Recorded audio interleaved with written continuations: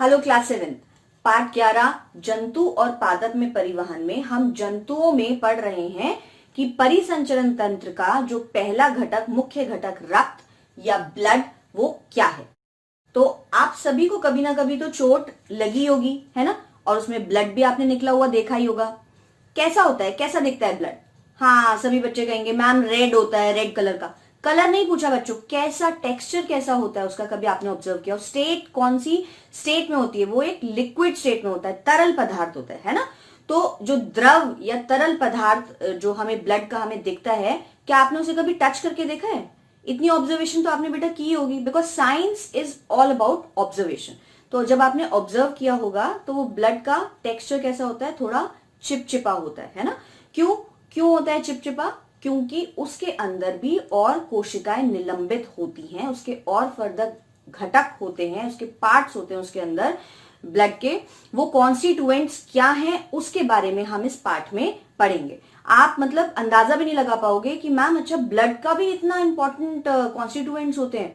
तो रक्त या ब्लड ये हमारा टॉपिक है। इसकी परिभाषा एक लाइन में मैं लिखती हूं, वह क्या है? रक्त एक तरल पदार्थ या द्रव है जो रक्त वाहिकियों में प्रवाहित होता है। रक्त वाहिकियां क्या हो गई बेटा? मैंने आपको जब उद्देश्य समझाए थे तब बताया था ना। वाहिकियां मतलब वो पतली पतली ट्यूब्स होती हैं, इंग्लिश में उसे ब्लड वेसल्स कहते हैं। वो हमारी पूरी बॉडी में एक पूरा जाला सा बना होता है, वेब बना होता है ब्लड वेसल्स का, जिनका काम ही ये होता है कि रक्त को विभिन्न अंगों तक पहुंचाया जाए। और रक्त मुख्य रूप से कहां से मतलब प्योरीफाई होता है? ये सब हृदय से। ठीक है, उसके बारे में धीरे धीरे स्टेप वाइज पढ़ेंगे। पहले आप पढ़िए रक्त क्या होता है। तो पढ़ने से पहले परिभाषा मैंने आपको एक लाइन में इसकी बता दी है। मुझे बताइए कि ब्लड के फंक्शंस क्या होते हैं। देखो ब्लड भी तो हमारी बॉडी में जो भी कोई पार्ट होता है वो बिना फंक्शन के तो है ही नहीं।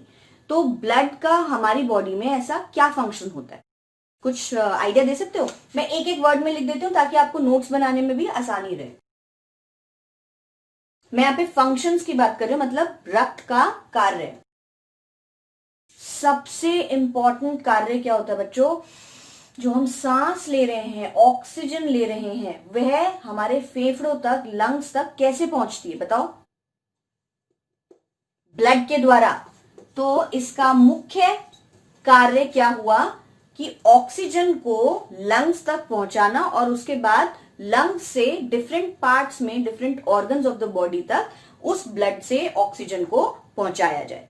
ठीक है, नेक्स्ट कार्य सोचो। हमने दूसरा पार्ट प्राणियों में पोषण, उसमें हमने पढ़ा था पाचन तंत्र के बारे में, है ना। और उसमें जब मैं आपको पाचन तंत्र समझा रही थी तो मैंने आपको एक उसमें जो डिफरेंट स्टेप्स होते हैं एलिमेंट्री कैनाल के, मैंने उसमें आपको बताया था कि शुदांत्र जो होता है, स्मॉल इंटेस्टाइन, उसमें जो खाना होता है, पाचित भोजन, वो एब्जॉर्ब होता है। और वो एब्जॉर्ब कहाँ होता है बच्चों? ब्लड में। तो ब्लड क्या करती है कि जो भी पाचित भोजन होता है उसका एब्जॉर्प्शन और असिमिलेशन, अवशोषण, वह सभी ब्लड में होता है। तो मैं यहां पर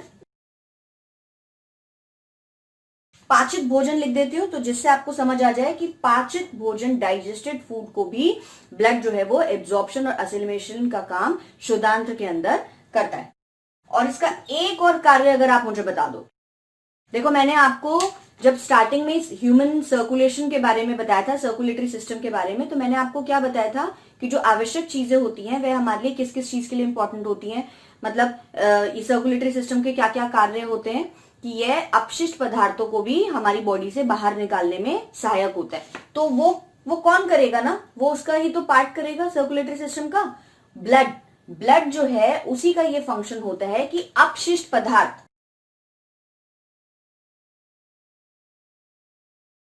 बस मैंने इतना ही पॉइंट लिखा है, आप समझ जाओ और उसका नोट्स बनाओ और उसके फंक्शंस आप 1 2 3 करके लिख लेना। तो अपशिष्ट पदार्थ, अब जैसे देखो ऑक्सीजन को लंग्स के अंदर ले गई ब्लड, है ना, फिर हमने ऑक्सीजन को यूटिलाइज कर लिया, तो उसका अपशिष्ट पदार्थ क्या हो गया? वेस्ट मटेरियल क्या हो गया? Carbon dioxide. तो कार्बन डाइऑक्साइड जो है वो अपशिष्ट पदार्थ है, उसको अब बाहर बॉडी से कैसे निकाला जाएगा? ब्लड के द्वारा।